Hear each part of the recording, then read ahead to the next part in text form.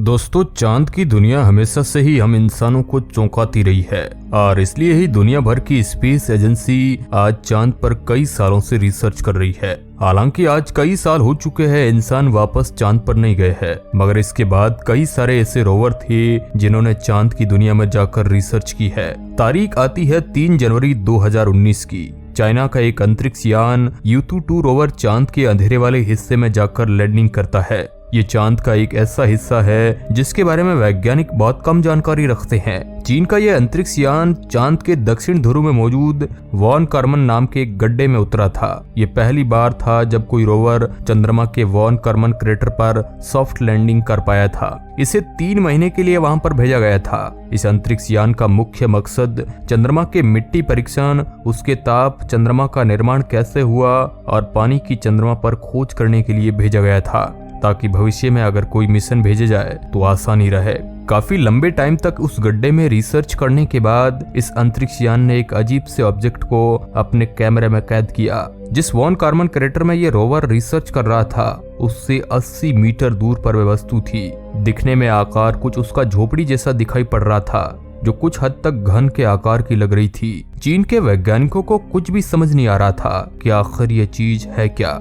घन की आकार की होने की वजह से चीन के वैज्ञानिकों ने इसका नाम दिया मिस्ट्री हट। इस रहस्यमयी झोपड़ी को देखने के बाद वैज्ञानिकों के मन में तरह तरह के सवाल उठने लगे, जैसे कि क्या ये कोई क्रैश लैंडिंग के बाद एलियंस द्वारा बनाया गया कोई घर था, या ये चंद्रमा का पता लगाने वाला किसी एलियंस का अंतरिक्ष यान। अब असलियत में ये क्या चीज थी, ये वैज्ञानिकों के सामने सबसे बड़ा सवाल था। और इसके बाद क्या था, चीन के वैज्ञानिक इसका पता लगाने में जुट गए। फिर उन्होंने प्लान ये बनाया कि अगले 2-3 चंद्र दिनों में इस रोवर को क्रेटर से बाहर निकालकर उस वस्तु के करीब लेकर जाने की कोशिश करेंगे। तब पता लग पाएगा कि इसकी सच्चाई क्या है और नजदीक जाने पर उसकी हाई रेजोल्यूशन तस्वीरें भी हमें मिल पाएगी। मगर तभी कई विशेषज्ञों ने दावा किया कि रहस्यमय आकृति पत्थर का एक विशाल टुकड़ा हो सकता है। अब इस बात की सच्चाई क्या थी, ये तो रोवर नजदीक जाने के बाद ही पता लगा सकता था। कुछ बुद्धिजीवियों ने यह भी दावा किया कि ये कोई ऑब्लिस्क या एलियंस नहीं है, मगर निश्चित तौर पर यह जांच करने के लिए कुछ तो है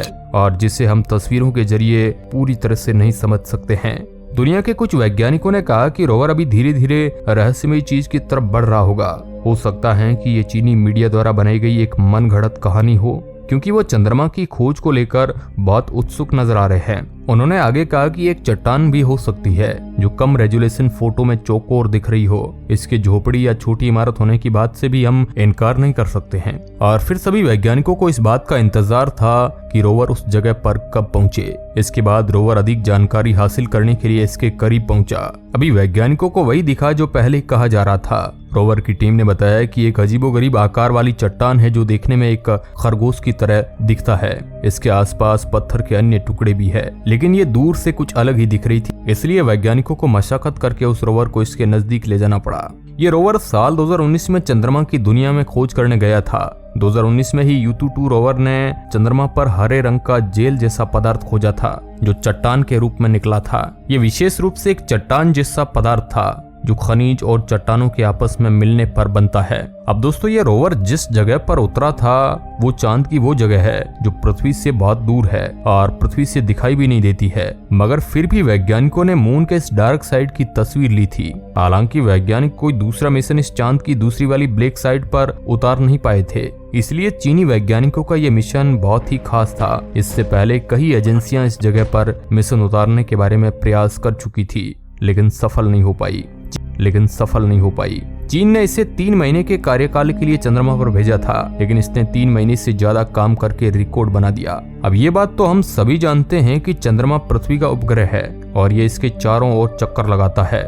चंद्रमा पृथ्वी की एक परिक्रमा 27 दिन और 8 घंटे में पूरा करता है और अपने एक्सिस पर घूर्णन करने में भी चंद्रमा को उतना ही समय लगता है, 27 दिन और 8 घंटे, क्योंकि चंद्रमा अपनी धुरी पर ठीक उसी गति से घूमता है जैसे वह पृथ्वी की परिक्रमा करता है, जिसकी वजह से चांद का एक भाग हम पृथ्वी से देख नहीं पाते हैं। यही कारण है कि हम चंद्रमा का एक ही भाग देखते हैं जबकि दूसरा भाग हर समय हमसे छिपा रहता है, और हम चंद्रमा के दूसरे भाग को नहीं देख पाते हैं जबकि दूसरा भाग हर समय हमसे छिपा रहता है और हम इंसान उसे देख नहीं पाते हैं। चांद का जो भाग पृथ्वी से नहीं दिखाई पड़ता है उसे डार्क साइड ऑफ मून भी कहते हैं, यानी मून का काला भाग। और वैज्ञानिक इस भाग पर रिसर्च बहुत ही कम कर पाते हैं। साल 1955 में जब सोवियत संघ का लूना 3 चंद्रमा के पास पहुंचा था तो इसने चंद्रमा के डार्क साइड के इमेज को वैज्ञानिकों के पास भेजा। वैज्ञानिकों ने पाया कि चंद्रमा के इस डार्क साइड के इमेज में और चंद्रमा का जो भाग पृथ्वी से दिखाई देता है उस भाग के इमेज में काफी अंतर है।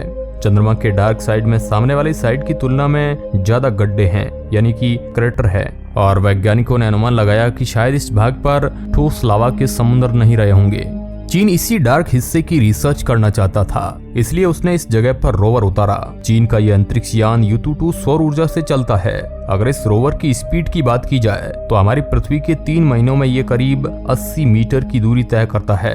अब यहाँ पर एक परेशानी वाली बात यह है कि चंद्रमा पर पृथ्वी के 14 दिनों के बराबर दिन होता है और पृथ्वी के 14 दिनों के बराबर ही वहाँ रात होती है, यानी कि 28 दिनों में इस रोवर को 14 दिनों तक ही सूर्य की रोशनी मिलती है। बाकी के 14 दिन इस रोवर वाले हिस्से में अंधेरा होता है, जिस वजह से इस रोवर को सूर्य की रोशनी नहीं मिलती, जिस कारण ये एक गहरी नींद में चला जाता है, यानी कि स्लीपिंग मोड में चला जाता है।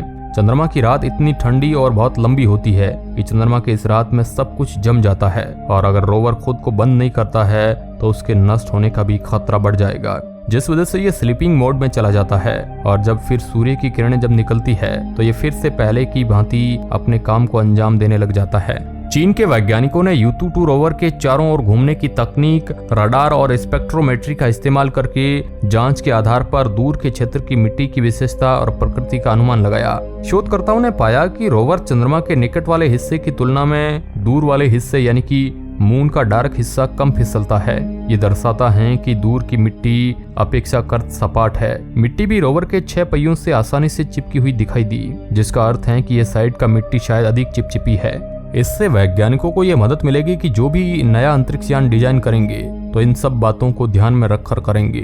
मिट्टी की प्रकृति और चट्टानों के विवरण को समझने से हमें चंद्रमा की सतह के इतिहास को बेहतर तरीके से समझने में मदद मिल सकती है। Yutu-2 रोवर को एक क्रेटर के नीचे गहरे हरे रंग की चमकदार सामग्री भी मिली, जो अपोलो मिशन के नमूनों में पाए जाने वाले कांच की सामग्री के समान थी। चीन के 2 मिशन चांद की सतह पर पहले से ही मौजूद है। इसमें से चैंग-ई 3 नाम का स्पेसक्राफ्ट साल 2013 में चांद की सतह पर पहुंचा था, जबकि जनवरी 2019 में चैंग-ई 4 चांद की सतह पर लैंडर और Yutu-2 रोवर के साथ लैंड किया था। बताया जा रहा है कि यह मिशन अब भी एक्टिव है। इसमें से Yutu-2 चंद्रमा पर 186 किलोमीटर में फैले वॉन क्रमन क्रेटर में छानबीन कर चुका है और चंद्रमा के बारे में कई नई जानकारियों का पता लगा रहा है। दोस्तों, चांद एक ऐसा ऑब्जेक्ट है जिस पर कई सालों से रिसर्च वैज्ञानिक कर रहे हैं, मगर आज भी चांद के कई ऐसे राज हैं जिन्हें हम पूरी तरह से जान नहीं पाए हैं। शायद भविष्य में कोई ऐसे और मिशन जाए जो हमें चांद के बारे में पूरी तरीके से समझा पाए कि वहां पर असल में क्या हुआ था। अब इस मुद्दे पर आप क्या सोचते हैं, कमेंट बॉक्स में हमें जरूर बताएं, और अंतरिक्ष की इस प्रकार की ज्ञानवर्धक वीडियो देखने के लिए आप इस चैनल को सब्सक्राइब कर सकते हैं लाल वाला बटन दबाकर। धन्यवाद।